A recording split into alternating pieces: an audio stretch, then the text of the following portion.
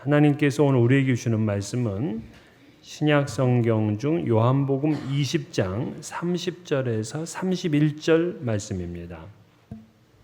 신약 성경 184면에 있는 요한복음 20장 30절과 31절, 이 계시의 말씀을 봉독할 때 살아계신 하나님의 음성을 들을 수 있기를 바랍니다. 예수께서 제자들 앞에서 이 책에 기록되지 아니한 다른 표적도 많이 행하셨으나 오직 이것을 기록함은 너희로 예수께서 하나님의 아들 그리스도이심을 믿게 하려 함이요 또 너희로 믿고 그 이름을 힘입어 생명을 얻게 하려 함이니라. 아멘. 제가 부목사로 섬기던 때에 CCC에서 실시하는 목회자 전도훈련 프로그램에 참여를 할 때였습니다. 근데 그 시작이 며칠간 합숙훈련을 하는 것으로 일정을 시작하는 거예요. 근데 저랑 룸메이트를 했던 분이 충남 홍성에서 올라온 박건영이라는 구세군 사관이었습니다. 근데 이분이 저에게 당신의 그 간증 같은 거를 하십니다. 자기가 중고등학교 시절에 교회를 굉장히 열심히 다녔다 그래요. 근데 제삿날이 되면은 아버지가 너무 자기를 학대하고 그래서 강제로 교회를 다니지 못하게 했답니다. 그래서 자기가 그 고등학교 이후로 교회를 다니지를 못했다 그래요. 그러다가 21살 청년의 나이 때 어떤 집에 그 공사를 하는데 그 공사장 밑에 있다가 이 큰 나무가 머리로 떨어져 가지고 이 두개골이 깨지는 그러한 큰 이제 변을 당했습니다. 그래서 이제 서울에 있는 그 서울 의료원으로 국립의료원으로 이제 이송을 하게 되었는데 모든 사람들은 이제 다 죽었다 이렇게 이야기를 했다 그래요. 근데 그런 가운데서 기적적으로 이제 생명이 이제 회복이 됐습니다. 중환자실에 있는데 뭐 발소리가 이렇게 들리더래요. 그러더니만 목소리가 들리는데 아버지였습니다. 이 아버지가 아들에게 찾아와서 너 내가 누군지 아느냐 이렇게 묻더래요. 그래서 아버지시잖아요. 그렇게 얘기를 했더니만 이 아버지가 이제부터 너는 내 아들이 아니다. 하나님이 살려주셨으니 너는 이제부터 하나님의 아들이다. 그러더래요. 그날 그 아버지의 그 말씀에 그렇게 큰 감동을 받은 겁니다. 그러면서 그 중환자실에 누워 있으면서도 하나님 앞에 이제 감사를 드린 거예요. 아, 이제 내가 드디어 교회를 다닐 수 있게 되었구나 하고 감사가 나오더래요. 그런데 아무리 생각해도 나를 교회 나오기 위해서 두개골까지 깨뜨리시는 하나님은 자기가 좀 이해가 안 되더랍니다. 근데 가만히 생각을 해보니까 자기가 중고등학교 시절에 하나님 앞에 그렇게 기도를 했대요. 하나님, 내가 그 주님의 가시면류관을 체험하게 해달라고. 그래서 하나님이 내 기도에 응답하셔서 이렇게 나를 깨뜨리셨구나 이렇게 생각을 했답니다. 그리고 몇 차례 이제 수술을 거쳐가지고서 퇴원을 하게 되는데 퇴원을 하던 날 그 의사가 이런 얘기를 하더래요.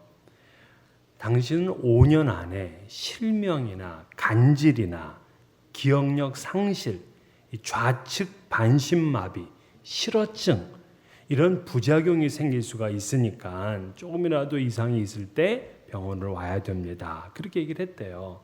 하지만 자신은 그 어떤 부작용도 나타나지 않았고 그 후에 그 동네에 있는 구세군 교회를 열심히 다녀서 주님께 헌신하기로 그렇게 서약을 했다 하는 그러한 내용이었어요.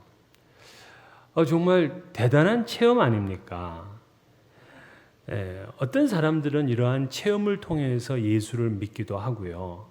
또 뭐 저 같은 사람들은 워낙 뭐 가정이 기독교 가정이니까 어릴 때부터 오히려 교회 안 나가면 혼나지 뭐 나가는 것 때문에 혼나는 이유가 없었거든요.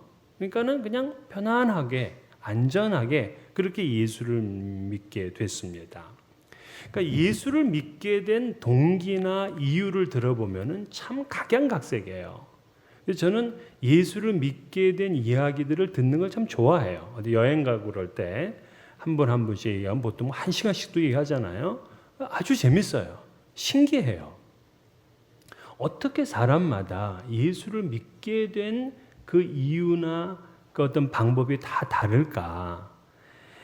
사도 바울은 에베소서 3장 2절에 내게 주신 하나님의 그 은혜의 경륜 때문이다 그랬어요. 은혜의 경륜, 이 경륜이라는 단어가 영어로는 administration이야. 경영이에요, 경영. 그러니까 하나님은 각자에 맞도록 어떤 경영을 하셔서 그 사람이 예수를 믿게 한 거예요. 그러니까 하나님의 방법은 다양해. 그분의 어드미니스트레이션이 다양하니까. 하지만 그 원리는 하나야. 은혜의 경륜이라고 하잖아요. 그러니까 모든 사람들이 예수를 뭐 체험적으로 믿든 자연스럽게 믿든 그 모든 경륜 속에는 은혜라는 공통분모가 들어가 있어요. 우리는 다 하나님의 개인적으로 적절한 은혜에 따라서 우리가 예수를 믿게 되고 하나님 백성이 되었습니다. 이처럼 우리는 하나님의 은혜가 없이는 살 수가 없는데 여러분 인류 역사 전체를 놓고 볼 때에 하나님의 은혜의 대표적인 것 3가지만 꼽아라 한다면 여러분들은 뭐를 꼽겠습니까? 저도 3가지를 생각해 봤어요. 첫째는 무엇이냐면 하나님의 첫 번째 은혜는 천지 만물을 창조하신 거예요. 사실 이 만물 창조가 되지 않았다면, 아니 내가 창조되지 않았다면 뭐 어떤 존재가 있겠습니까? 하나님께서는 만물이 있어야 하나님이 되는 그런 분이 아니에요. 만물이 없어도 그분 자신은 하나님이세요. 그러니까 하나님을 위해서가 아니라 오늘 이 땅에 우리들을 위해서 주님은 만물을 지으셨어요. 이게 하나님의 첫 번째 은혜. 두 번째 은혜는요, 예수 그리스도의 성육신과 십자가입니다. 그분께서 이 땅에 육신을 입고 오시지 않았다. 그분께서 이 땅에서 십자가를 지시고 우리의 죄를 대속하지 않았다 한다면은 우리는 구원과는 관계가 없어요. 여전히 죄의 종노릇을 하고 사망이 왕노릇을 할 겁니다. 그러나 십자가와 성육신과 십자가를 통해서 우리는 구원을 얻게 됐어요. 소망을 갖게 되고 평안을 누리게 되었습니다. 나머지 한 가지, 인류 가운데 주신 3번째 은혜는 뭐냐? 바로 우리에게 하나님 말씀인 성경을 주신 거예요.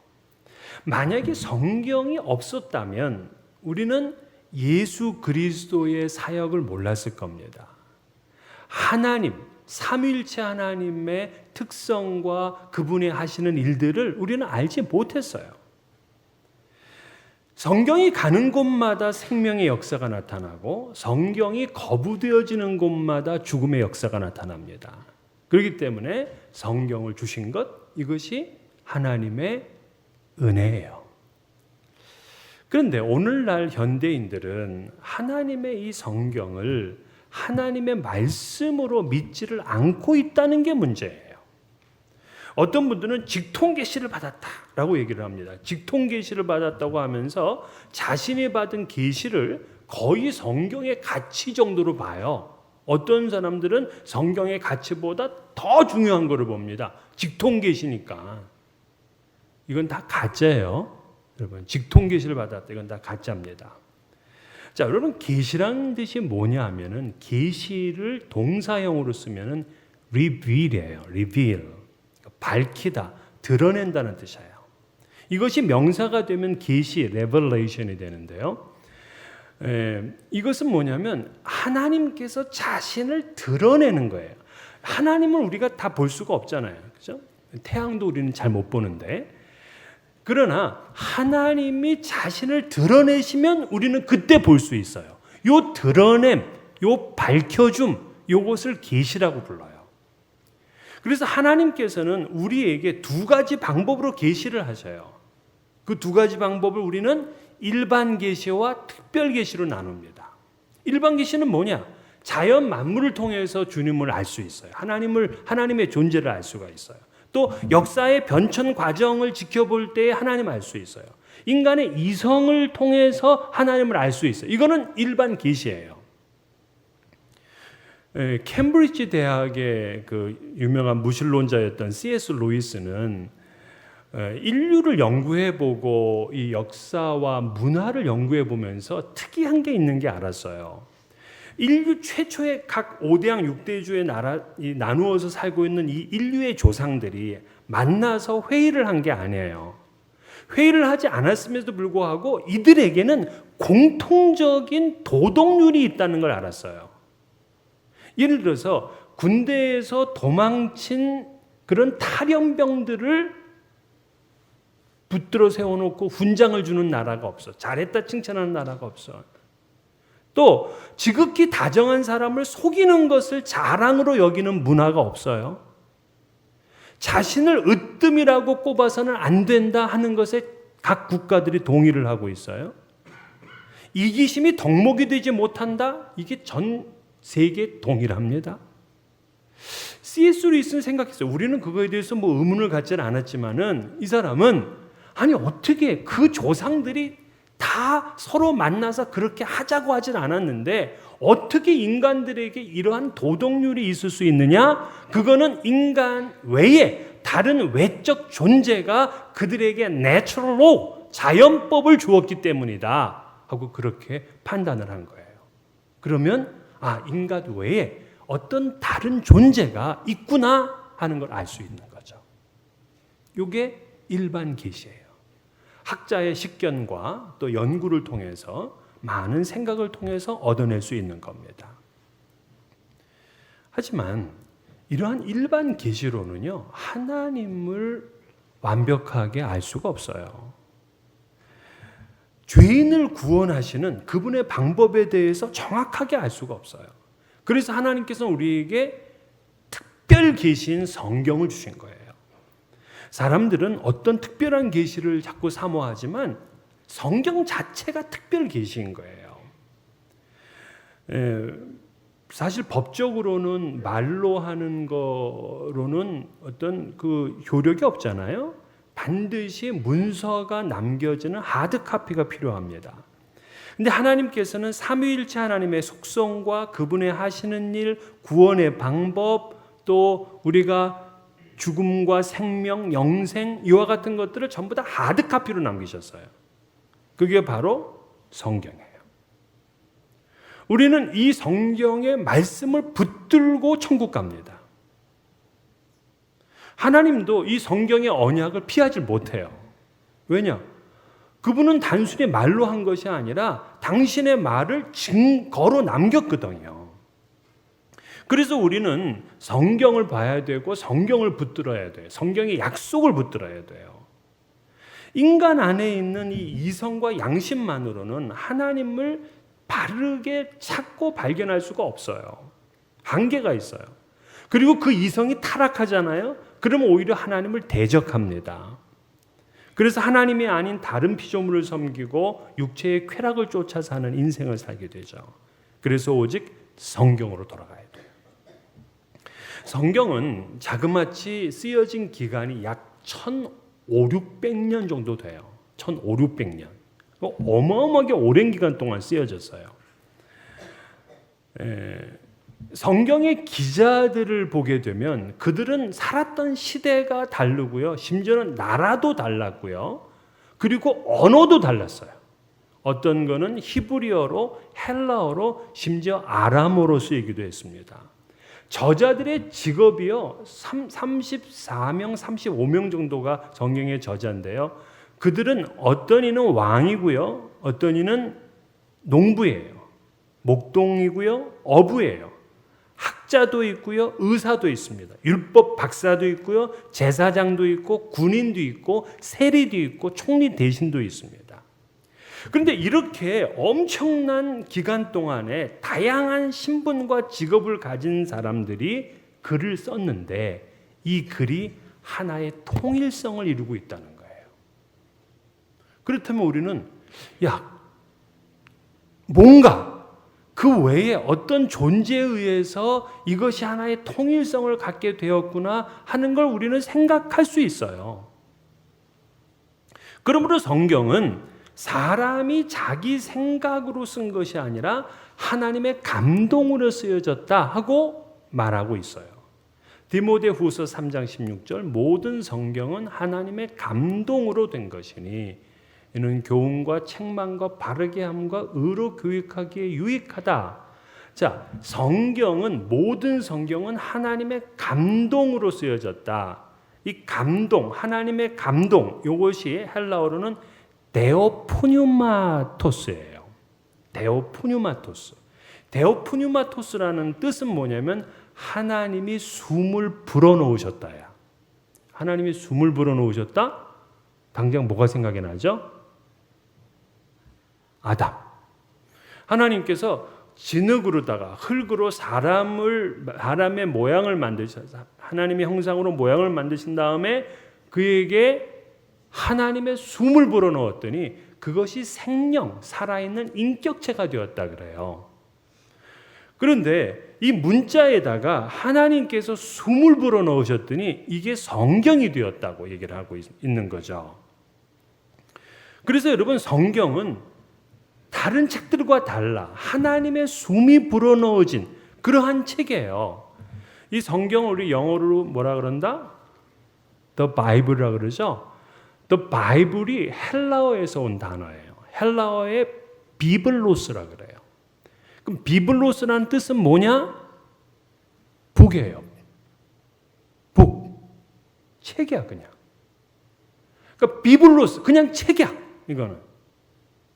그러면 더 바이블 그러니까 뭔가 신기한 뜻이 있는 거라고 생각이 되지만 아니요. 그냥 그건 더 북이야 영어로 하면은.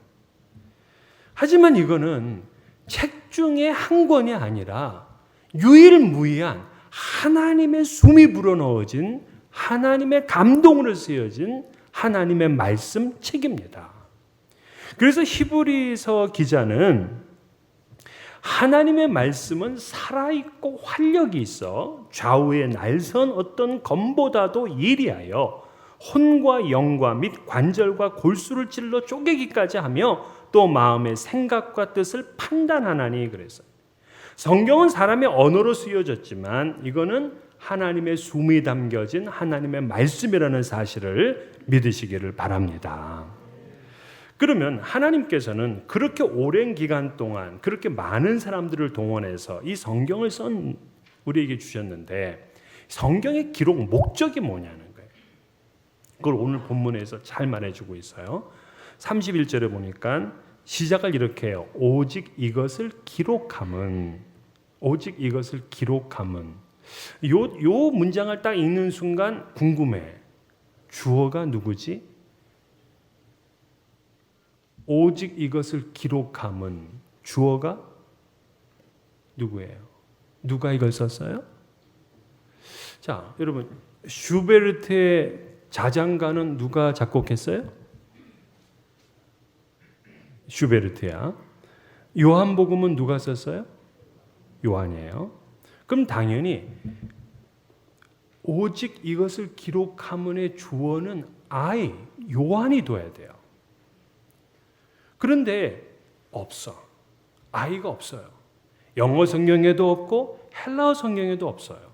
오히려 수동태로 되어 있어요. These are written that you may believe that Jesus is the Christ, Son of God. 자, 다 수동태 문장으로 쓰였어요. 그러니까 요한은 자기가 지금 이 글을 쓰고 있음에도 불구하고 지금 내가 쓰는 게 아니다. 이걸 지금 강조하고 있는 것처럼 그렇게 수동태로 쓰였어요. 그러면 오직 이것이 기록되어진 이유는 뭐야? 근데 어떤 분들은 성경이 하나님의 말씀이라고 하니까 이 성경을 기계적으로 믿는 분이 있어요. 요거를 뭐라고 얘기를 하냐면 축자 영감설이라 그래요. 축자 영감설. 그러니까 이 축자 영감설이라는 건 뭐냐면 성령의 감동을 받은 사람들이 썼기 때문에 이 어휘나 표현 방법이나 숫자나 그 어떤 것도 틀릴 수 없다. 이렇게 믿는 거예요. 이게 축자 영감설이에요. 그러니까 한 글자도 틀리지 않는다는 거예요. 요거를 다른 말로는 기계적 영감설이다. 이렇게 불러요. 그런데 이미 우리에게 성경은 원본이 아니라 오랜 기간 동안 내려오면서 사본밖에 남아있질 않아요. 그러니까 우선 그것 자체가 좀 불안하잖아요. 그리고 사본이라는 거는 전부 다 무슨 복사해서 남겨둔 사본이 아니라 누가 읽어주면 글을 받아서 써서 남겨진 거기 때문에 이걸 받아서 쓸 때에 어떤 이들은 자기 알고 있는 걸 넣기도 하고 빼기도 하고 뭐 그럴 수도 있어요. 그래서 모든 성경의 내용을 정확무하다 그렇게 말하는 거는 안 돼요. 왜냐하면 이미 성경 자체에도 서로가 달라. 자, 다윗은 이새의 몇 번째 아들? 어떤 성경을 보면 8번째 아들이라고 되어 있고 어떤 성경은 7번째 아들이라고 되어 있어요. 애굽으로 내려간 그 야곱의 자손들이 몇 명? 어디는 70명으로 되어 있고 어디는 75명으로 되어 있어요. 예수님의 부활 때 나타난 천사 몇 명? 어디는 1명도 있고 어디는 2명도 있어요. 그 자체도 달라. 이런 것 때문에 시험 받아가지고서 나 이거 하나님 말씀은 못 믿을래? 그러지 말란 말이에요. 여러분 성경은 이 핵심적인 걸 알아야 돼요. 이 도널드 블레시는 이런 얘기를 했어요. 성경이 하나님의 뜻과 세계의 존재 목적에 관하여 가르치고자 할 때 오류를 범할 수 없다. 이렇게 얘기를 했어요. 그러니까 성경은 신앙과 인류 구원이라는 하나님의 뜻에 대해서 말하려고 할 때에는 오류가 없다는 거예요. 이것이 바로 오늘 말씀의 목적이기도 해요. 이 성경책은 무슨 과학적 논증을 하자는 게 아니에요. 우리를 믿고 구원을 얻게 하려는 거예요. 그래서 31절에 보면 너희로 예수께서 하나님의 아들 그리스도이심을 믿게 하려 하며 또 너희로 믿고 그 이름을 힘입어 생명을 얻게 하려 함이라. 이 요한복음에 쓰인 생명은 영생, 구원 이런 뜻이라 그랬잖아요. 그러니까 성경이 쓰여진 목적이 우리의 믿음과 구원을 위해서예요. 여기 있는 거 숫자나 어떤 걸 가지고서 그것 때문에 뭐 시험 받고 상처 받고 뭐 이게 과학이냐 아니냐 그거 따지자는 거 아니에요. 영생 구원은 이 땅에서 살아가는 우리들에게는 가장 중요한 과제입니다. 인간은 하나님의 형상으로 창조되었고 또 생명나무 열매를 먹고 영원히 살 수 있는 존재여야 돼요. 그러나 죄로 인해서 생명나무가 차단되었고 우리는 영원히 죽을 수밖에 없는 존재가 된 거예요. 하지만 이것이 회복되려면 어떻게 되느냐? 재창조되려면 어떻게 되느냐? 그 예수 그리스도를 믿어야 되는 거예요. 여러분 인생은 이 땅에서의 삶으로 끝나는 거 아니에요.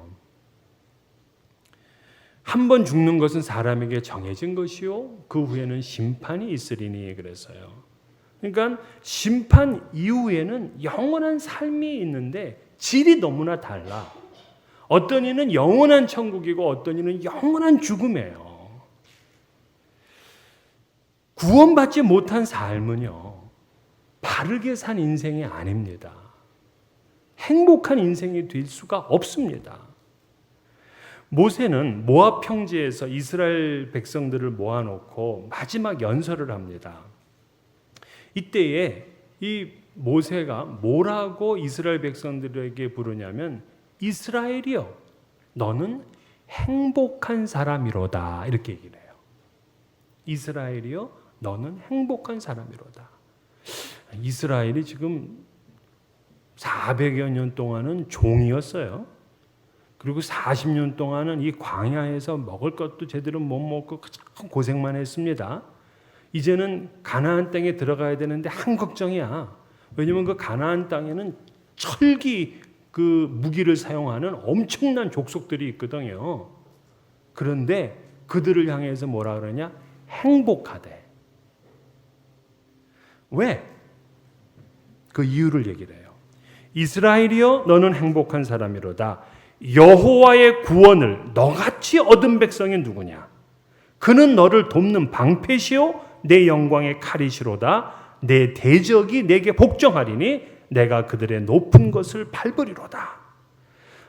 하나님의 구원을 받은 백성이기 때문에 지금 그들이 광야 한복판에 있다고 하더라도 그들은 행복한 사람이야. 근데 이 하나님의 구원을 누리지 못했다면 그는 그 궁중 가장 깊은 곳에 왕자에 앉아 있을지라도 그는 행복한 사람이 될 수가 없어요. 영원한 삶의 보증만이 진정한 우리 행복입니다. 그 행복, 그것을 성경이 주고 있어요. 성경이 약속하고 있어요. 그래서 우리는 반드시 성경 말씀을 붙들고 살아야 됩니다. 이사야 선지자는 푸른 마르고 꽃은 시드나 우리 하나님의 말씀은 영원히 서리라 그랬어요. 일시적인 것, 유한한 것만 붙들고 언제까지 사시렵니까? 건강 영원하지 않아요. 젊음 영원하지 않습니다. 돈 영원하지 않습니다. 심지어 이 땅에서 사랑도 영원하지 않아요. 모두 사라질 겁니다. 우리가 아무리 이 땅에 인생의 계획을 잘 세운다고 하더라도 그건 역시 영원하지 않아요.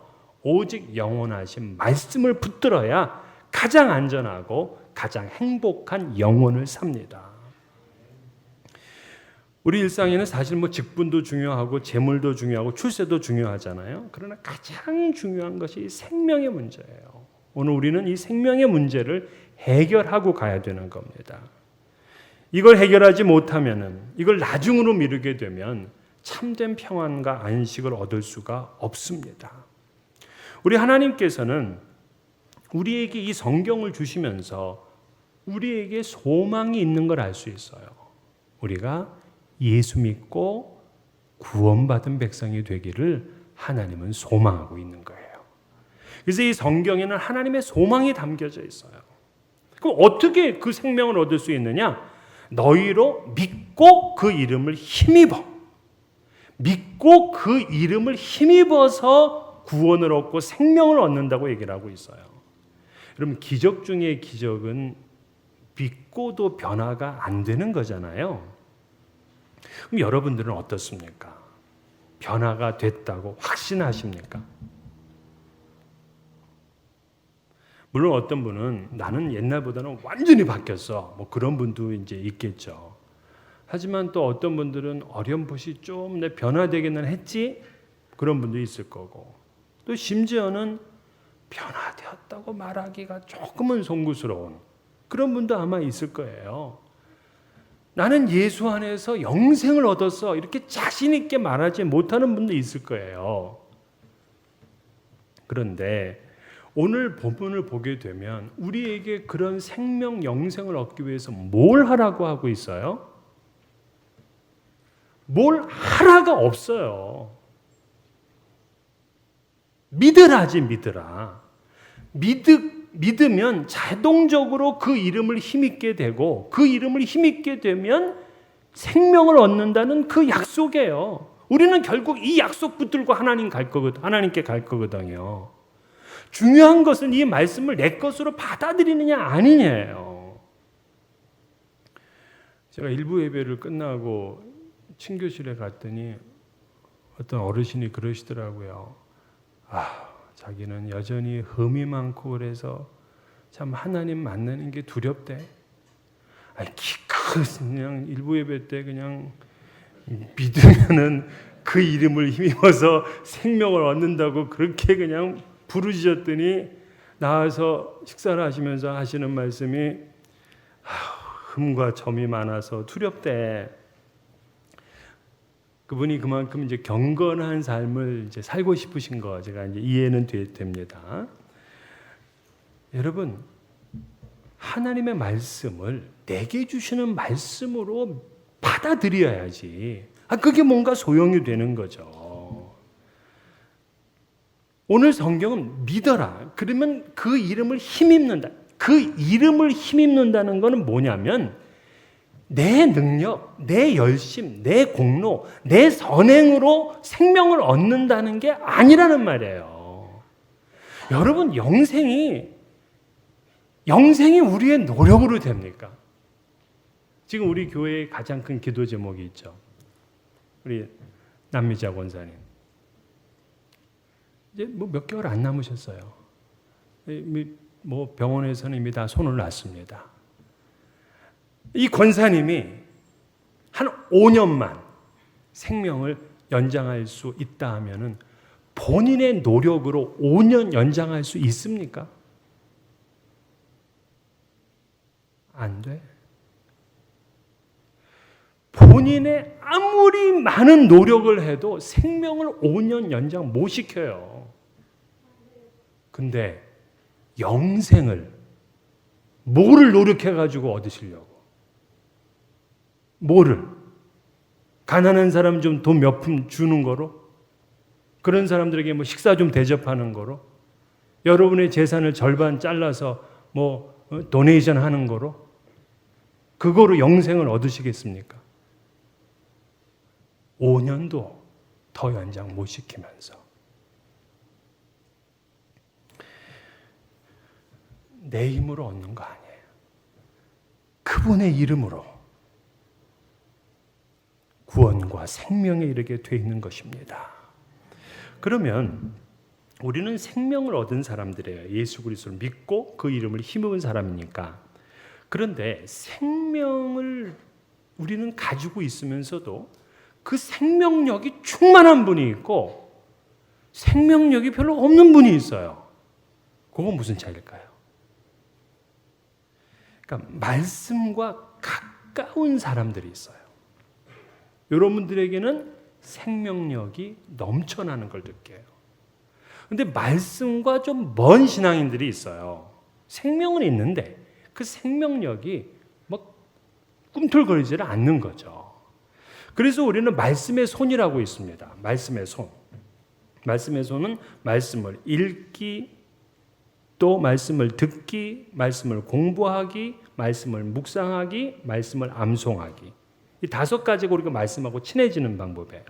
말씀을 읽고, 듣고, 공부하고, 암송하고, 묵상하는 거예요. 이렇게 5가지로 말씀을 딱 붙들면 이 말씀은 뭐 흔들리지 않고 든든합니다. 여러분, 그렇게 말씀과 친해지셔야 돼요. 말씀을 듣고, 읽고, 공부하고, 묵상하고, 암송하고, 그리고 그 말씀대로 순종하게 되면 그의 삶 가운데는 말씀, 생명력이 풍성합니다. 오늘 그러한 은혜, 그러한 역사가 함께 하시기를 주의 이름으로 축원합니다.